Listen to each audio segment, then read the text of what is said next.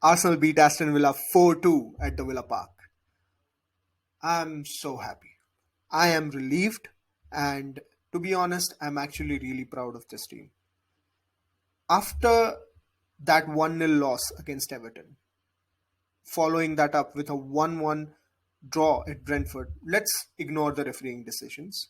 A 1-1 draw, and then a 3-1 defeat to Man City at home. I genuinely thought this team's morale is broken. I thought there was no way this team is going to come back from this. For them to show not just the mentality, but the hunger and willingness to fight back, not only after these three pretty bad results, but also after going 2-1 down at home to an Unai Emery team, I'm speechless. The character showed by each and every player on that field today proves that why Arsenal are champions material. This showing proves why Arsenal need to be taken seriously.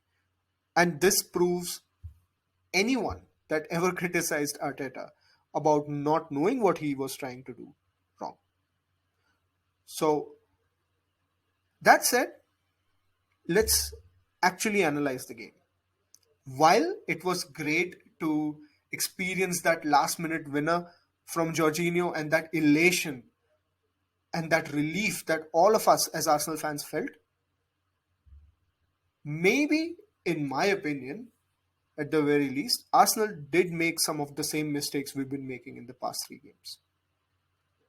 So let's get into it. Let's try to analyze this performance and see how this performance is going to go up against the next two opponents. That is Leicester away, Everton at home. Arsenal didn't do anything different than what we've been doing in the previous games. If you look at any of our other games and compare the game plan with this game, it was pretty much similar.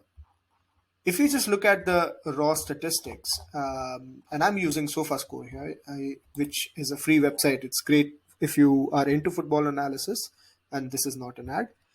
Um, if you look at just the overall statistics, Arsenal had most of the ball. We overloaded the midfield. We created passes in behind to our wide players, which then effectively converted into shots and corners. While that said, if we just take a look at our goals, none of our goals actually came from the play that we created. So if we look at the Saka goal came from a bad clearance from Mings. Then the Zinchenko goal, which was just a rocket from outside of the box in this region. And then the third goal, which was another rocket out of nowhere from Zinchenko, which bounced off the goalkeeper and went in. And then the fourth goal was just a counter-attacking move where the goalkeeper was not there. So none of our four goals actually came from the way we play. Yes, the chances were generated because of how we play. We got into those situations because of our playing style. But at the same time, when we are getting the ball into the box and getting into these areas that we are seeing, we are not actually finishing our dinner. And this is one of the biggest frustrations that not only me, but most other Arsenal fans are facing right now. Where we are creating, we are running the channels, we are doing everything right until we get into the final third, where we are not finishing our chances. Since Jesus' injury, what we've seen is that we've suffered in creating effective clear cut chances that we used to create before. And that is pretty evident by the positioning of our players on the field. So if we check this is the Brentford game when we went to their ground. And if you check the positioning of Jesus here, it's pretty close to Martinelli. What Jesus used to do is he used to effectively bring not only Martinelli, but Saka and Odegaard, all of the forward players into the play, which is something that Nketiah has failed to do. If we look at our average positioning against Aston Villa, you can see how fractured our front three looks. They all play pretty far apart from each other, and there is basically no link up between the three, which was not the case when Jesus used to play. And this is why having Jesus was extremely important for our team. This is another thing that us Arsenal fans have felt, and that is we needed to bring a striker in the window. We had to bring in either Felix or Mudrik or someone that can play on the front line, and we failed to do so. This is why after Jesus' injury, it was crucial that we bring Felix in. Even as a loanee, I think he would have had the necessary impact that we needed, and perhaps we would have not dropped the points that we already dropped in the past. That said, Jesus is coming back slowly to fitness, and hopefully, the issues that we've seen so far are going to be resolved. Against Leicester, I don't think that we would have a problem playing the way that we play, considering Leicester are not a side that sets up a low or mid block. They play expansive football. So there would be space in behind for Odegaard, Saka, and Martinelli, or if Trossard plays, for them to exploit. And perhaps Nketiah will get a goal there as well. I think the real challenge that we will face would be against Everton. If we do not change something for Everton, if we play the same way we have been playing, we are risking a draw or even a loss. And that would genuinely shatter our confidence because that is our game in hand. We win Leicester, we win Everton, we go 5 points clear. And whatever happened in the past 4 games, it's almost like that just doesn't matter. It didn't happen. And we are back on top. So, in my opinion, I think for at least for the Everton game, either we go with Trossard in the middle or we replace Zinchenko with Tierney and go with a proper back four so that Martinelli has enough support and he's not isolated. That being said, we're also going against a City team that is in transition. Let's forget about what has happened in the past 3 4 days and think about this objectively. This City team is not in the right mindset. They've already lost one of their biggest players in Cancelo due to a bust up with Pep Guardiola. Pep Guardiola has lost his mind and is speaking bullshit in his interviews. And they just drew 1-1 to Nottingham Forest in a game where they should have realistically been 6-0 up by the 88th minute. After going 1-1 down, Pep Guardiola decides to put Aki on. He takes off Foden and takes off De Bruyne. It's almost like he wants to give Arteta the win.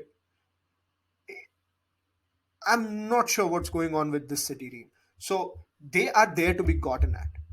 This might be our chance to win the title. And this might be a chance we never get again. This year, City is in transition. United are in a transition. Newcastle are in a transition.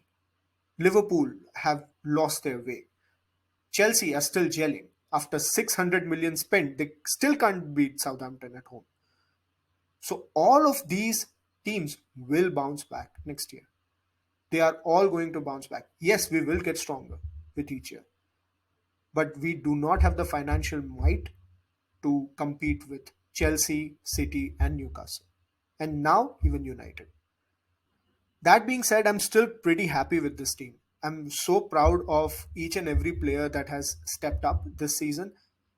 This Arsenal is reminding me a lot of the Arsenal of yesteryears, where there was a fight, there was a hunger, there was a, a desire to win trophies, a desire to etch your name into history, and not the Arsenal of the recent future that we've seen, which would never come back after going 2-1 down to a team like Aston Villa away from home. That was never happening in the past. All credit to Arteta because when he came, he outlined very clearly what he wanted from for his team to do, and that is exactly what his team is doing. The belief that he has shown in these players and the players have shown in him is clearly visible on the pitch. Yeah, let's see what we do against Leicester and Everton. I won't lie, I'm slightly nervous about Leicester, especially because while they are not defensively as solid as some of the other teams, they have the capacity to hurt you. The way they hurt Tottenham, the way they hurt. Well, should I bring Tottenham up in the conversation when we're talking about Arsenal? We're not in the same league, are we? Yeah. They might be realistically finishing in the Conference League places this year. That's going to be enjoyable. Seeing them compete in the Conference League and still not win. Anyway, just wanted to do a video as an intro to the channel, and this is going to be it. Tomorrow, me and Divyansh are going to link up and do a podcast. The podcast would be in Hindi and in English, and we are going to talk about just our experience with Premier League this weekend. Just review the matches, what talk about what we thought about, and this channel is just going to be more of a community channel. Um, if you are a football fan from any part of the world, but if you're listening to this accent, you're mostly Indian. But if you are from any other part of this world, um, join, have have a chat with us, send us a message, and yeah, that's that. Okay, if you like this video, please hit the like button and yeah, just let us know what you thought of it. Thanks. Bye.